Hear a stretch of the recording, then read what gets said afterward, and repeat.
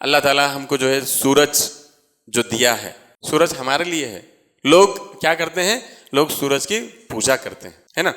لیکن اللہ تعالیٰ نے کیا کہا کہ لا تسجدوا للشمس ولا للقمر، تم سورج کی عبادت مت کرو نہ چاند کی عبادت کرو، بلکہ ان دونوں کو جس نے پیدا کیا اس کی عبادت کرو. سورج آج اگر نہیں رہا تو کوئی جاندار اس دنیا میں نہیں رہ سکتا. کیوں؟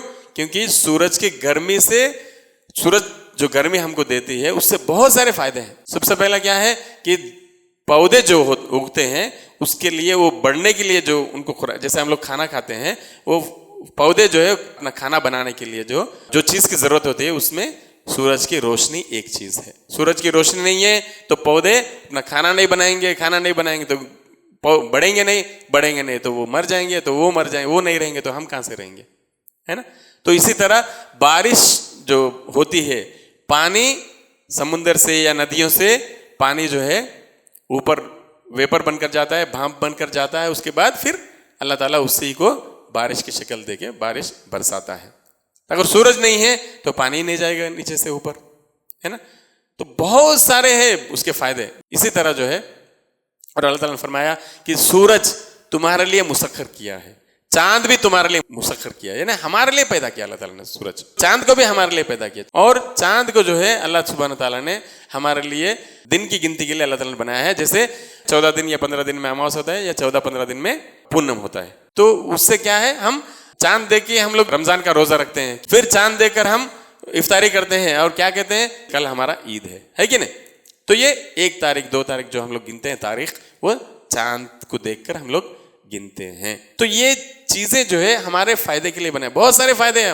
اللہ تعالیٰ نے قرآن میں سورہ رحمان میں کیا فرمایا، بہت سارے نعمتوں کو گنا کے فَبِأَيِّ آلَاءِ رَبِّكُمَا تُكَذِّبَانِ، کیا فرمایا اللہ تعالیٰ نے کہ تم اللہ کے، جن اور انس کو بول رہے، جنات کو اور انسان کو، سب کو بول رہے ہیں کہ اے جنوں اور انسانوں، تم اللہ کے کون کون سے نعمت کو جھٹلاؤ گے، کون کون سے نعمت کا انکار کرو گے.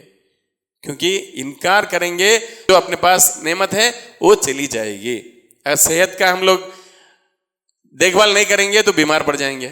پیسوں کی نعمت ہے، اس کو اگر ہم لوگ شکریہ ادا نہیں کریں گے، صحیح طرح سے استعمال نہیں کریں گے، اپنے مرضی میں آئے جیسا حلال حرام دیکھے بغیر خرچہ کریں گے، پیسے پورے چلے جائیں گے. اس کے برعکس ہم اللہ کا شکریہ ادا کریں گے تو اللہ تعالیٰ بڑھا کر دے گا اور بڑھا کر دے گا. لَإِن شَكَرْتُمْ لَأَزِيدَنَّكُمْ، اگر تم نے شکریہ ادا کیا تو تم کو اور زیادہ دیں گے. یمن میں ایک جو ہے قوم تھی، وہاں پر بہت سارے یعنی باغات تھے، انگور کے باغات، کھجور کے باغات، یعنی ہر طرح سے ان کو جو ہے نعمتیں مل رہے تھے، ہر طرح سے کوئی پریشانی نہیں، کھانے پینے کی چیزیں، دھن دولت، بہت سارے چیزیں. تو وہ لوگ کیا کیے، وَكَفَرَتْ بِأَنْعُمِ اللَّهِ، وہ لوگ جو کیا کرے، اللہ کے نعمتوں کا کفر کیا، انکار کیا، مطلب شکریہ ادا نہیں کیا. تو اللہ نے ان کو جو ہے بہت بڑی باڑ ان کے اوپر بھیج دیا. باڑ سیل الارم نام سے جو ہے قرآن میں ذکر ہے، اللہ تعالیٰ نے ذکر کیا سیل الارم. تو بہت بڑا باڑ آ کر جو ہے وہ پورے باغات کو ختم کر دیے، اس کی جگہ کانٹوں والے جھاڑیاں جو ہے ادھر اگا دیا اللہ تعالیٰ نے. سورہ کہف کے اندر بھی ہے، 2 آدمی جاتے ہیں کھیت کے پاس، ایک آدمی کہتا ہے کہ یہ سب جو ہے میرا ہے، میں بنایا ہوں، میرے محنت سے یہ آیا ہے، یہ پیدا ہوا ہے. وہ بولے کہ نہیں، تم جو ہے ماشاء اللہ لا قوت الا باللہ کہا تو بہتر رہتا ہے، یہ اللہ تعالیٰ کا پیدا کیا ہوا ہے، اللہ تعالیٰ کا دیا ہوا ہے. وہ بولے کہ نہیں بول کے بولے. دوسرے دن جب آیا تو پورا جو ہے کھیت پورا برباد ہو گیا، جب رونا شروع کر دیا. دیکھیے اسی طرح ہر نعمت کا ہم لوگ جو ہے اس کا جو شکریہ ادا کرنا چاہیے. پانی جو ملتا ہے اس کو بھی ویسٹ نہیں کرنا. تو پانی بہت بڑی نعمت ہے. پانی کا آنا بند ہو جاتا ہے یا کنویں سوکھ جاتے ہیں جب اس کا ہم لوگوں کو اہمیت معلوم پڑتا ہے.